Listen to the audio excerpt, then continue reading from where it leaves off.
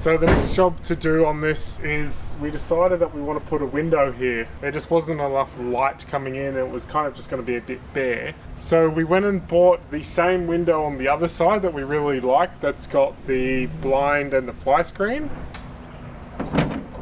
So that's going to go like there. I'm not going to show you how to install this because I've made a video about that already, and I'll link it right above here. So I might go refresh my memory and watch it now.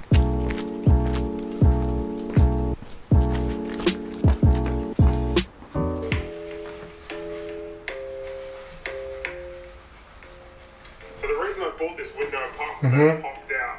It comes with a blind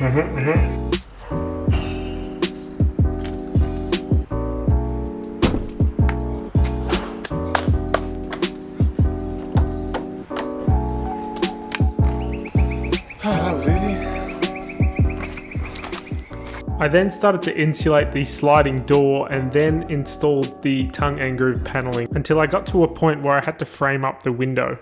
So the way I do that is I cut some 20 by 40, so 1 inch by 2 inch pieces out of 2 by 4s, and I kind of glue them in there. So this I've just used like a little stud and I've glued that into the frame of the door, and then I've screwed this in from the other side to hold this piece. And I've done that on all 4 corners, and then I've attached cross members so I've been able to frame it. And now I'm able to panel up and then screw my paneling into here, into here, into here, into here, all the way around, so it's a nice neat frame.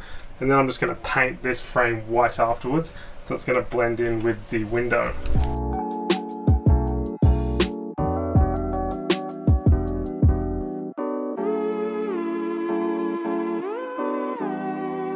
To finish off the window trimming, I installed some angled moulding I made in another episode and then painted the wooden frame white.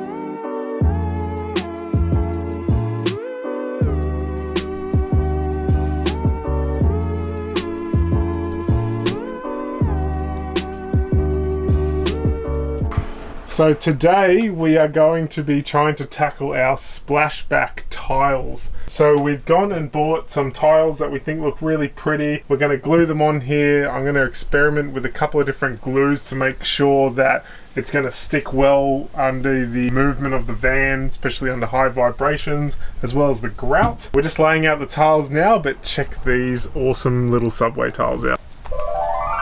Ooh, pretty. So the plan is to lay the tiles along this subway here and then up probably about this high, just so when we're cooking on this stove there's no heat going and, you know, burning the wall here. Also, you don't want to have a bolognese sauce all over the wall. No, yes, when we're cooking with pasta and white walls do not mix very well. Not good. So the way that I'm going to cut the tiles is with my angle grinder with a diamond wet cutting tile bit on it. I'm not going to invest in a tile cutting machine just because I only have to cut a really limited amount of tiles, and they actually cut very quick and easily, a lot quicker than I would have thought. So I just set the tiles up and clamp them down, and what I'm doing is cutting it with the angle grinder and spraying it with a little bit of water as I cut to keep the dust down and to keep the bit cold, so it doesn't overheat and start to burn.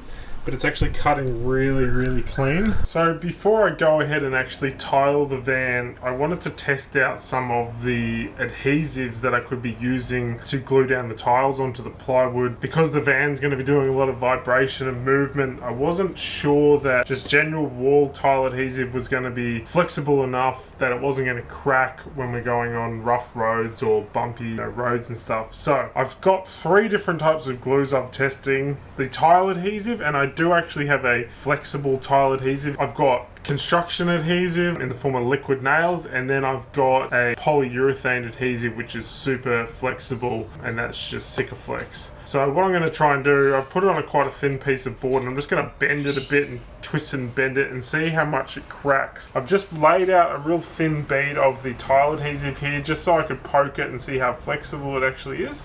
And it actually does seem quite flexible. I mean, I can poke my finger in it. It's not cracking. The other thing I need to be wary of is these tiles will be very close to our stove, our cooktop, and they will be subject to quite a bit of heat. So I really want to make sure that what is holding the tiles down isn't affected by heat.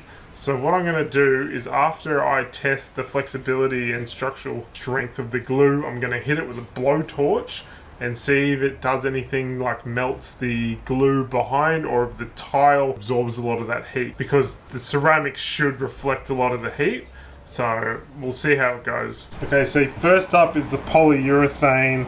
This is the Sikaflex, so I'm expecting that's going to be super strong. Yeah, that's not coming off. I'm worried that this is not going to be very heat resistant. Same with the liquid nails. I'm thinking that's going to be pretty strong as well. Quite a bit of flexibility. So that just snapped the tile before it snapped anything else. And this is the tile adhesive. But it's not doing anything. Okay, for my next test, I'm going to heat the tiles with a blowtorch, and I'm just going to observe what happens to the adhesive underneath.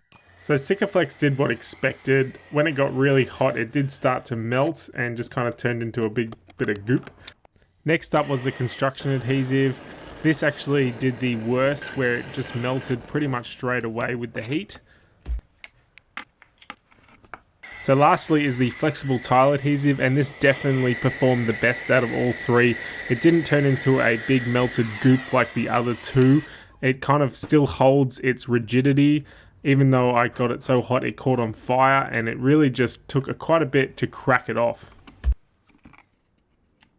So that was obviously a pretty extreme test. The tiles are never going to be directly exposed to a really hot MAP gas. But I just wanted to get an idea of kind of what happens to the tiles once it gets really hot, and to the glue underneath. I'm just going to use the flexible tile adhesive. I was putting quite a bit of stress on that piece and it wasn't peeling off. That should be sufficient. Okay, so I've prepped all my walls. Because I'm putting it on plywood, I've just given it a good rough sand with 80 grit sandpaper. And my wall here, I'm just prepping out all my tiles. I've got my 6mm trowel for my tile adhesive. So this is the tile adhesive I'm going with. It's Dunlop wall tile adhesive, and it's flexible. And on their website it says superior flexibility. It's much cheaper than running polyurethane all around, and it's much cleaner as well because it washes up with water.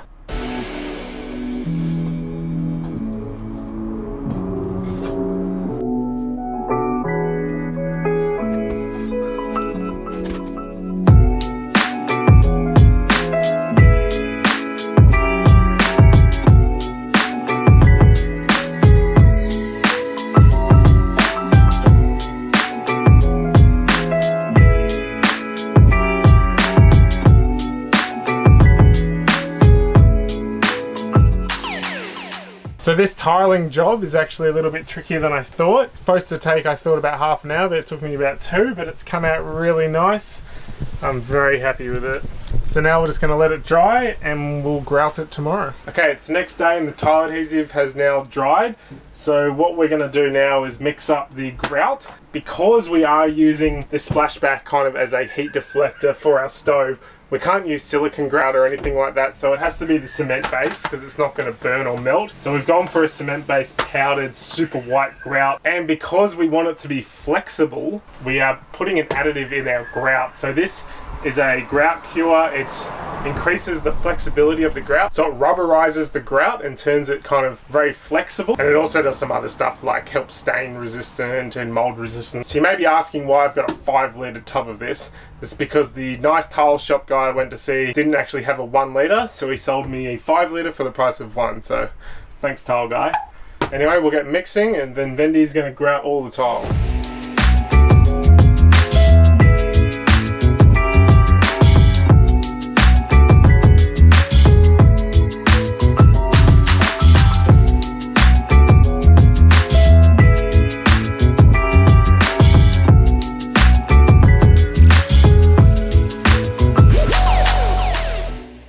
So we're definitely not professional tilers, but this method worked pretty well for us, where we filled an old squidgy bottle with the grout, which made for less mess when cleaning up with the sponge later on. So the grout has come out awesome. It's It's dried overnight and the tiles are really shiny. We gave them a little polish yesterday. So while I've been laying down the floorboards, I've instructed Wendy that she can't stand on the floor while she's cleaning the tiles. So the last thing to finish this whole thing off is basically seal the silicone around the edges. So the idea that I've done here is I've left these wall tiles isolated on their own little board in the fact that they're not touching anything hard. So these tiles won't touch these tiles and these tiles don't touch the floor. My theory is if there is a big jolt in the van, if this was touching something hard, it might crack the tiles or crack the glue underneath. So what I'm going to do is lay a bead of silicone underneath there and everything where it joins up to something. So silicone is really rubbery and kind of soft, so it will absorb a lot of the impact, but also seal it off really nicely.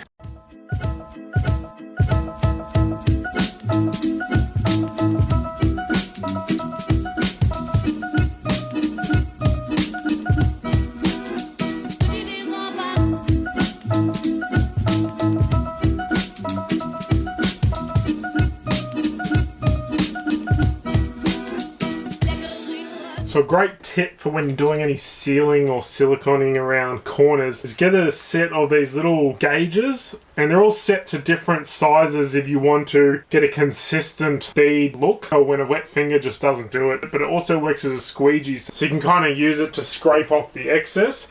But it also comes in a whole bunch of different sizes like squares, square corner, round corner, smaller round corners, big corners, and they're awesome. I use it all around the van on all the corners. So yeah, that's a really good tip. If you can find these, go get one. The very last thing I did to finish these tiles was to glue a thin strip of moulding to the edges of the tile just to get that nice clean look. I used the pieces that I made from an earlier episode and just trimmed it down on the table saw to the correct thickness.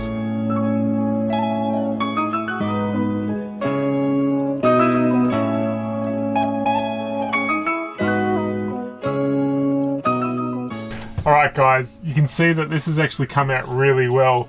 We've had the tiles in here now for probably 2 or 3 months and there is absolutely no cracking or peeling off on the tiles, and we've been driving on some bumpy corrugated dirt roads.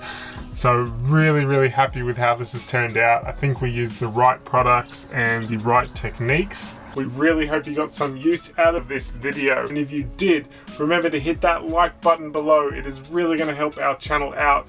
Also, don't forget to leave a comment if you have any questions. We always get back to pretty much every single person who leaves a comment. And most importantly, don't forget to subscribe. Seeing more and more subscribers every week is really encouraging us to make more and more of these videos. We really hope you get some use out of them for your van build. So until next time, see you later.